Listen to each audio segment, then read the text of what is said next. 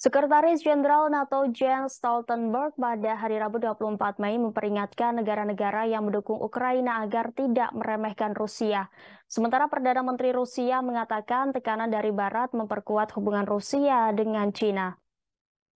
Jens Stoltenberg memperingatkan agar tak meremehkan Rusia karena mereka telah mengambil banyak korban.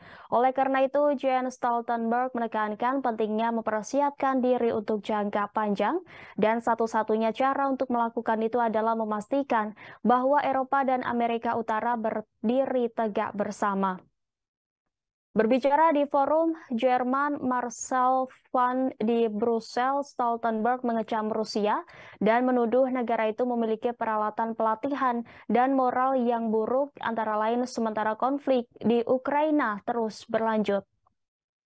Mengenai Presiden Rusia Vladimir Putin dan perangnya di Ukraina, Stoltenberg mengatakan Presiden Rusia Vladimir Putin membuat setidaknya dua kesalahan besar secara strategis. Salah satunya adalah meremehkan Ukraina, keberanian, tekad, kegigihan rakyat Ukraina, kepemimpinan politik Ukraina, dan angkatan bersenjata Ukraina. Stoltenberg memuji senjata dan peralatan yang dikirim ke Ukraina oleh sekutu-sekutunya dengan menyatakan bahwa semua bantuan itu membuat perbedaan di medan tempur. Sementara itu, Perdana Menteri Rusia Mikhail Mishustin dalam pertemuan dengan mitranya dari China di Beijing pada Rabu mengatakan tekanan dari Barat memperkuat hubungan Rusia dengan China. Kunjungan Mishustin dilakukan sementara Rusia semakin beralih ke China untuk mendapatkan dukungan diplomatik dan ekonomi di tengah meningkatnya isolasi atas invasinya di Ukraina. Dalam sambutan pembukaan pada pertemuan hari Rabu dengan Perdana Menteri China Li Qiang, Mishustin tidak menyebutkan perang yang telah berusia 15 bulan itu.